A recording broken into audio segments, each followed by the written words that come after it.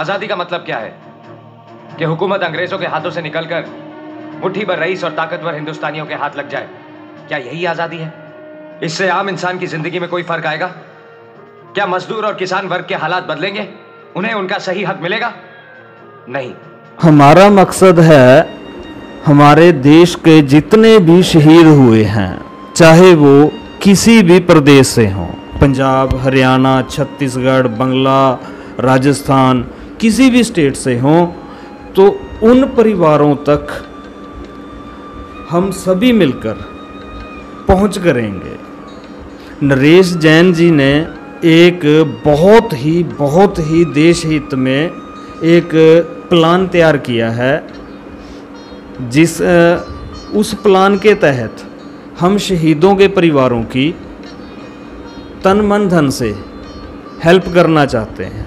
जो शहीदों के परिवार आज तक गरीबी में जीवन बिता रहे हैं, सरकारों तक इस चीज़ की इन्फॉर्मेशन भेजी और हमने हर संभव प्रयास किया, किंतु सरकारों ने, किसी भी नेता ने इस चीज़ के ऊपर कोई एक्शन लेने की गहमत नहीं समझी।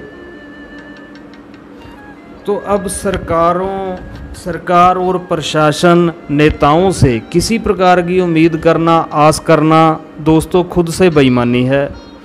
अब जैसे शहीद भगत सिंह जी ने, शहीद राजगुरु जी ने, सुखदेव जी ने, मदन लाल ढींगरा जी ने, उधम सिंह जी ने किसी से उम्मीद ना ले, किसी की उम्मीद ना कर खुद एक आज़ादी की जंग में कूद पड़े थे और अपने प्राणों की आहुति दे दी थी।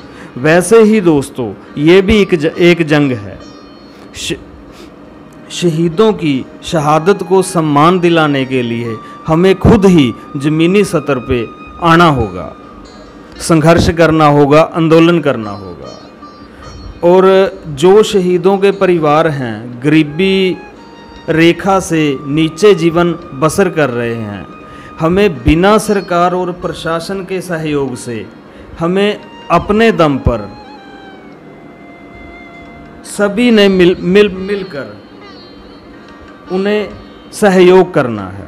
कि हमारे नरेश जैन जी जो भावना मुख चैनल के एमडी हैं, उन्होंने शहीदों के परिवारों को सहयोग करने के लिए एक प्रोसेस तैयार किया है, एक मेजर प्लान तैयार किया है जिसका नाम रखा है उन्होंने न्यूज़पेपर बैंक। तो दोस्तों शहीद भगत सिंह रेजिमेंट, शहीद आजम भगत सिंह रेजिमेंट नरेश जैन जी के इस विचार से पूर्ण तौर पर सहमत है और उन्हें तन मन धन से सहयोग करती है, समर्थन देती है।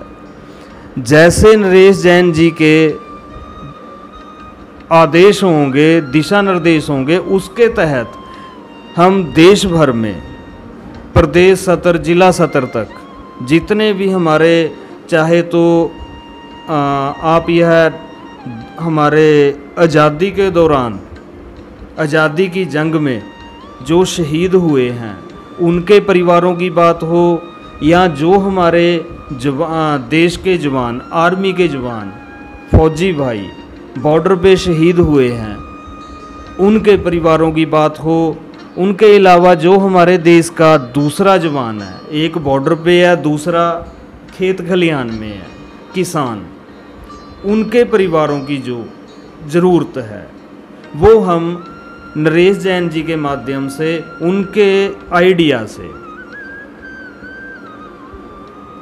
सभी को पूर्ण तौर पर सहयोग करेंगे, हेल्प करेंगे।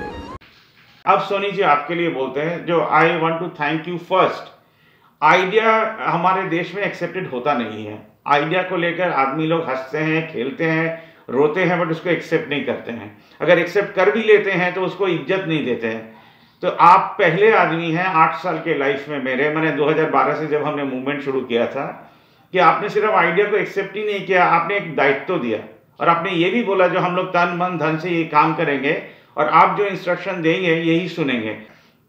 कि हमारा जितने भी स्टेट्स हैं, जितने भी यूनियन टेरिटरीज हैं, वहाँ के शहीद के फैमिली के घर का एक मुट्ठी मिट्टी हमको चाहिए। जो मिट्टी कोरियर करके आएगा, किस घर से आया है उसका नाम होगा, जन्म और मृत्यु का तारीख होगा, किसने भेजा उसका भी मोबाइल नंबर होगा, वो परिवार का भी मोबाइल नंबर होगा। हम एक कलश में सब मिट्टी को डालेंगे, इस कलश के ऊपर हम सबका नाम पेस्ट करेंगे जहाँ जहाँ से ये आया। वो मिट्टी हम लोग कहीं डालकर उसके अगेंस्ट में एक तो पेड़ लगाएंगे। तो हम चाहते हैं पहली बार जो मिट्टी आएगा, जो मेरे एड्रेस में आएगा, एड्रेस हम डिस्प्ले कर दे रहे हैं, ये हम आपके पास लेकर जाएंगे और ये शहीद भगत सिंह के घर के सामने ही लगेगा जहाँ पर हम लोग पेड़ लगाएंगे। हो सकता है 3 से 4 महीने लग जाए।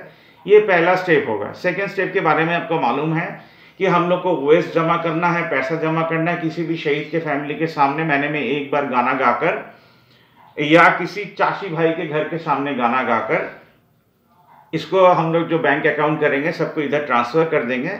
इधर से 20% for development, 20% to salaries, 60% for social work, which will include शहीद family and farmers family. This will be our steps.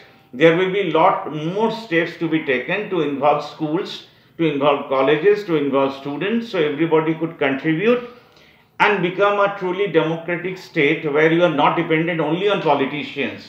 You are dependent on your families, on your para people, on your national level people who are working for India, who are thinking of working for India. Corona में इतना तो हम लोग समझ ही गए हैं कि what a useless country we have built, जिसके लिए सिर्फ प्राइम मिनिस्टर और चीफ मिनिस्टर और MLA and MPs are not responsible. हम लोग भी रिस्पॉन्सिबल है। हम लोग ये तो डिमांड करते रहे ये दो और वो दो, बट हम लोगों ने करके कभी एक्सपेरिमेंट करके दिखाया नहीं कि ये भी हम लोग कर सकते हैं। जबकि जब हमने हरिभूमि को बोला जो साड़ी सेल करो उसका 1% मदर्स लोग के लिए रखो, मोमबत्ती सेल करो उसका 1% मदर्स लोग के लिए रखो, तो मार्केटिंग टीम भी बहुत बड़ा चाहिए होगा। तो फार्मर्स लोग और शहीद लोग के लिए जो काम करेंगे उसके लिए भी तो मार्केटिंग टीम चाहिए। ये एक आइडिया ही है। वो लोग जो देश चाहते थे, जिन्होंने देश के लिए प्राण दिया कि सबका इक्वलिटी एक स्टेटस होगा, सबको हैप्पी होंगे, तो ये हैप्पी तो देश के जनगण ही कर सकते हैं ना। वो 542 जन, वो 4000 एमपी, 8000 एमएलए, ये लोग नहीं कर पाएंगे, कर नहीं भी पाए तो our work is to achieve their goals, जो 47 के पहले उन लोगों ने हमारे लिए ठीक किया था। मेरे सामने खड़े हैं तीर्थंकर रॉय, जो एमपी इलेक्शन के लिए लड़ रहे हैं बंगाल से। अगर जनगण के पैसे से देश चल सकता है, टैक्स के पैसे से, तो हमारे डोनेशन के पैसे से नया कंपनीज क्यों नहीं खुल सकते हैं, नया इंडस्ट्रीज क्यों नहीं खुल सकता है। और जो क्लोज मिल वर्कर है, जो अभी फाइनेंशियल प्रॉब्लम है, उनके पास हम लोग क्यों नहीं अभी खड़े हो सकते हैं। कोरोना के टाइम में ये प्रॉब्लम तो और भी बढ़ गया। अब हम लोग क्या कर सकते हैं इनके लिए, ये सोचने का टाइम शायद अभी आ गया है। हर एमपी को एक ही क्वेश्चन है, आप लोग क्या सोच रहे हैं कि ये बंद रखेंगे ना कि खोलेंगे नए तरीके से। कौन है एक असली नायक इस वक्त एबीपी न्यूज के स्टूडियो में इस खास पेशकश के मेहमान बनकर हमारे साथ मौजूद हैं।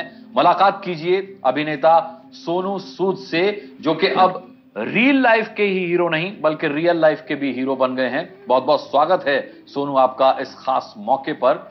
एक बड़ा अच्छा कोट मैं आपके बारे में पढ़ रहा था कि अभिनेता ही नहीं ये फरिश्ता है, जनगण मन से इसका रिश्ता है। और लेकिन कि हमारी सबकी ये प्रॉब्लम आज तक रही है, और आज भी मैं जो लोग सुन रहे हैं मैं उनसे ही कहना चाहूंगा कि हम लोग बोलते हैं कि हम टैक्सेस भरते हैं, ये काम सरकार का है। सरकार क्यों नहीं करती ये काम? ये हमारा काम नहीं है, हमने तो टैक्सेस भर दिए हैं। मुझे लगता है हर एक इंसान को खुद सरकार होना बहुत इंपॉर्टेंट है कि आप फील करें वो कि आप सरकार करे ना करे, मेरा एमएलए करे ना करे, मेरा एमपी करे ना करे, मेरे घर वाले करे ना करें, लेकिन मैं ये काम करूंगा।